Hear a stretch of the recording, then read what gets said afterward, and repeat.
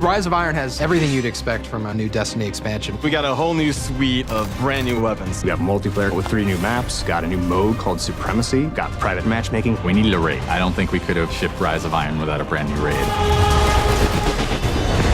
Tons of new armor, tons of new gear. There's a story campaign with characters and cinematics. New public events, new patrols, and new secrets to uncover.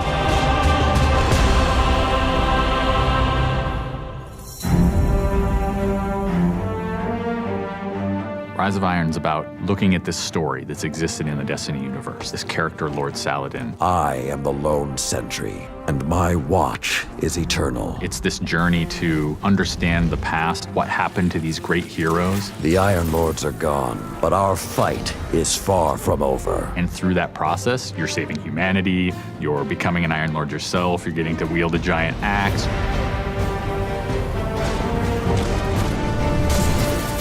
The idea of playing through a blizzard is something that we've never tried, and you're going to see that in Fellwinter Peak. Fellwinter Peak is very interesting because we've never had the player fighting through a social space before. When you walk in there for the first time and the fire's lit and it's just casting glow up onto these 8 heroes, you've been holding their weapons for 2 years. When we can take those elements of Destiny and put them all together into one coherent moment, I think is awesome.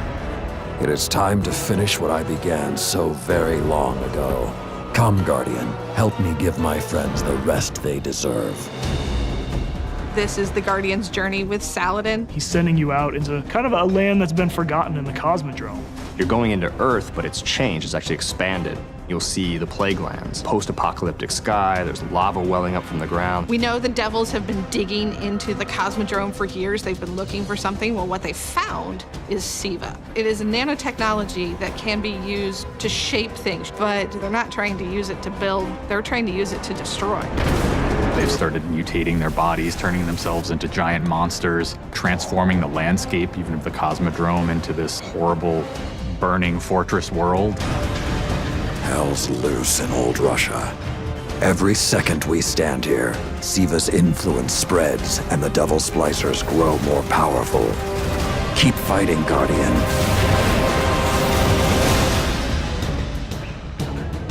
After the campaign finishes, you have patrols that really tell the story of this continued infestation in the land. And we have a new strike that shows just what the Fallen are doing with the Siva. It's this spooky place called the Wretched Eye. There's this really neat boss encounter. A fallen captain has plucked an eye out of an ogre, affixed it to his weapon, and he's using that to sort of tase you out of your rat hole while this blind ogre just walks around trying to crush you. We also have a few reprise strikes that we're bringing back for players.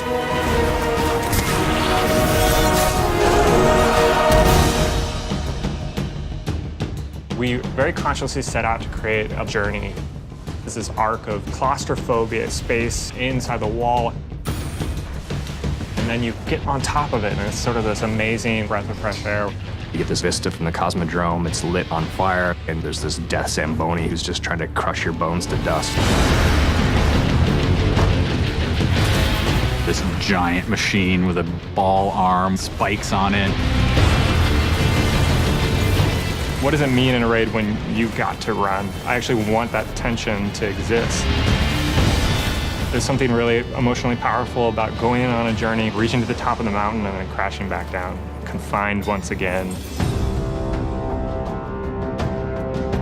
I think players had a lot of fun when they played Court of Oryx on the Dreadnought, and so we wanted to create a similar type of experience in the Plague Lands, give it this different theme. You ready for this? Almost Thunderdome, Mad Max kind of feel, where you jump into the ring and the walls get closed off and then it's just fallen start pouring out. Here they come. And you get a giant flaming axe and you just start beating the crap out of guys.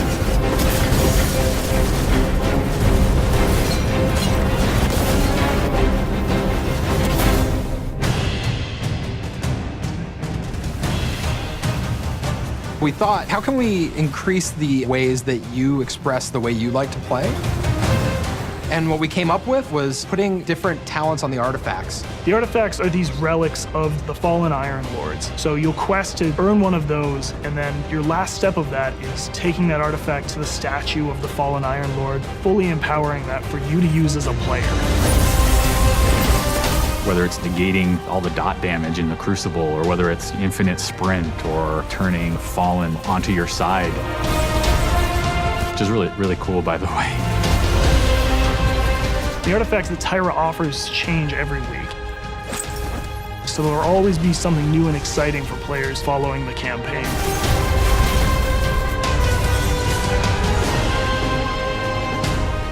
When you put snow, everyone thinks of pelts and cloaks and hoods. Wouldn't be a knight's tale without a knight's armor. When you look at the Iron Lords and you look at the Raid set, and you look at the Iron Banner set, or you look at Trials of Osiris, they're all new with a much wider palette that players can pull from. And when you throw ornaments on top of all that, we're going to see a lot more variety in gear. So the ornament system is this really cool thing that lets you take some of your favorite pieces of gear and then you customize this weapon the way you want it to be. You got your raid weapons, you got your Iron Banner, we got new exotics, old exotics. Do you like sidearms? We got all the sidearms this time around. Gjallarhorn, enough said. Coming to the Crucible in Rise of Iron is a new game type called Supremacy. Defeat your enemy, claim their crest. It's a fast-paced 6v6 game mode where every kill you get, Guardian drops a crest. Picking up the crest gives you points. Their glory goes to you, Guardian.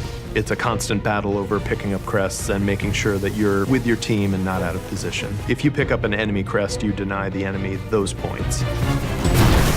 Excellent recovery. We have new maps. We always have new maps. There's Last Exit, lots of twists and turns, lots of really good close combat. Then there's Skyline, a Clovis Bray headquarters building on Mars. It's a symmetrical, large map. The last one is Floating Gardens, which is an open map. One thing we're really excited about in Rise of Iron is the introduction of private matches. Can't wait to see what people are going to do. They're going to go fire up whatever match they want, play with their friends, host tournaments, have fun arcadey games. They don't have to worry about our matchmaking stuff. They can do it all themselves.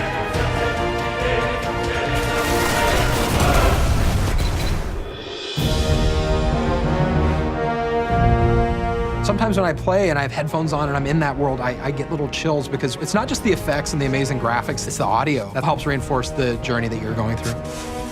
We really want Destiny to feel like it's a natural world that you inhabit, like it's a world that could exist, that does exist. The score is incredibly strong, and the work that the audio team has done on this game, it lights you up. It becomes something bigger than just a mountain and just a fight. It becomes an experience, and you hopefully get lost in it. That sense of fun, that sense of adventure, that sense of the unknown, I want to see that translate to our fans and our players. When you see your character at the end of the campaign, I really, really hope that you feel triumphant and proud, like, wow, I'm becoming an Iron Lord.